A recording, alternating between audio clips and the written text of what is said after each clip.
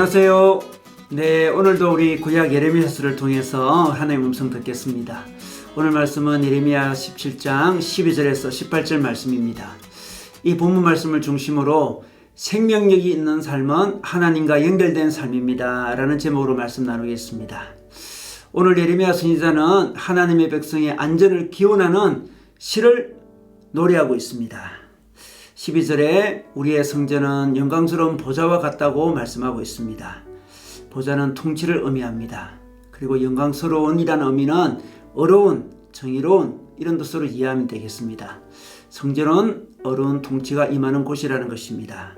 이는 성전에 계시는 하나님이 어려운 통치자라는 고백입니다. 당시 남유다 사회는 불의한 통치자가 지배하고 있었습니다.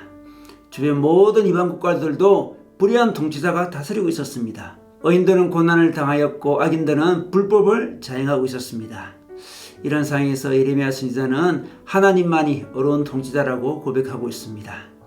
그리고 어려운 통치자 하나님을 의지하는 것이 우리가 살 수 있는 길이라고 백성들에게 선포하고 있습니다. 어느 시대나 불의가 정의를 억압할 때가 있습니다.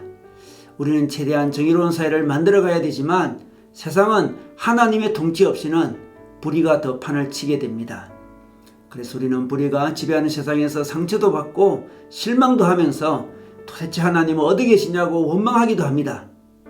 그러나 오늘 선지자는 하나님이 어려운 통치자라고 이 불의한 세상에서 선포하고 있는 것입니다.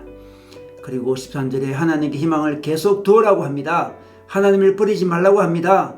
그리고 주님이 생수의 근원이라고 말씀하고 있습니다. 생수의 근원이신 주님을 버리고 떠나는 것은 땅바닥에 쓴 이름처럼 지워지고 만다는 것입니다. 주님을 버리면 소망 없고 의미 없고 허무하고 생명력이 없는 인생을 살 수밖에 없다는 것입니다. 여기서 생수는 생명을 말합니다. 우리는 생명을 만들어낼 수 없습니다. 생명력을 만들어낼 수 없습니다. 생명은 오직 하나님이십니다. 생명력은 오직 하나님이 주시는 것입니다. 비록 불의가 번지는 세상에서 힘을 가지고 생명력을 가지고 살 수 있는 길은 하나님을 붙잡는 것입니다.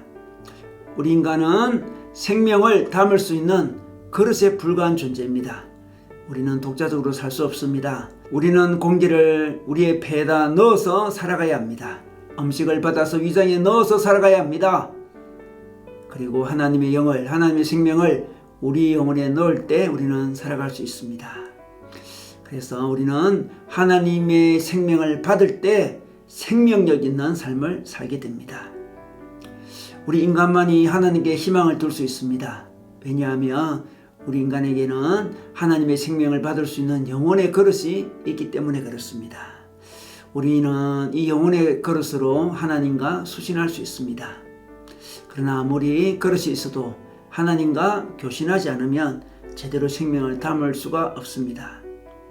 하나님과 수신하지 않으면 영적인 죽음이 찾아옵니다. 그래서 구원은 하나님의 생명과 연결되는 것입니다. 하나님과의 분리는, 하나님과의 독립은 영적인 죽음입니다. 포도나무 가지는 나무에 붙어 있어야 합니다. 분리되면 죽는 것입니다.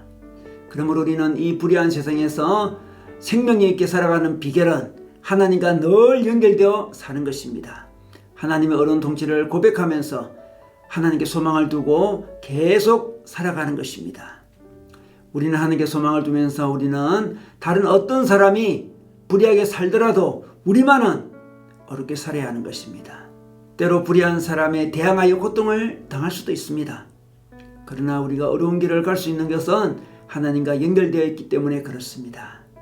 우리 모두는 희망 있는 삶, 어려운 삶, 생명력 있는 삶을 원합니다. 그러나 그 길을 잘 알지 못하죠. 인간의 능력을 의지하기도 합니다. 세상에 감동적이지만 인간적인 이야기에 의존하기도 합니다. 그러나 그 모든 것은 생수의 근원을 향한 작은 도구요 수단일 뿐입니다. 그 모든 것을 통해 우리는 하나님을 만나야 됩니다. 생수의 근원을 만나야 됩니다. 생수의 근원이신 하나님이 우리에게 우주에서 가장 감동스러운 이야기를 해줍니다. 하나님이 인간이 되셨다고 말씀해 주십니다. 그분이 우리를 사랑하신다고 이야기해 주십니다. 그분이 우리를 위해 죽으셨다는 말씀도 해주십니다. 그리고 우리를 영원한 하늘나라로 인도하신다고 말씀하십니다. 저는 이보다 더 놀라운 이야기를 들어본 적이 없습니다. 앞으로도 없을 것입니다. 이 아름다운 이야기를 통하여 우리는 소망을 봅니다. 생명력을 얻습니다. 오늘도 이 아름다운 소식으로 찾아오신 우리 하나님과 연결되어 희망의 삶, 생명력이 넘치는 삶 누리시기를 주님의 이름으로 축원합니다.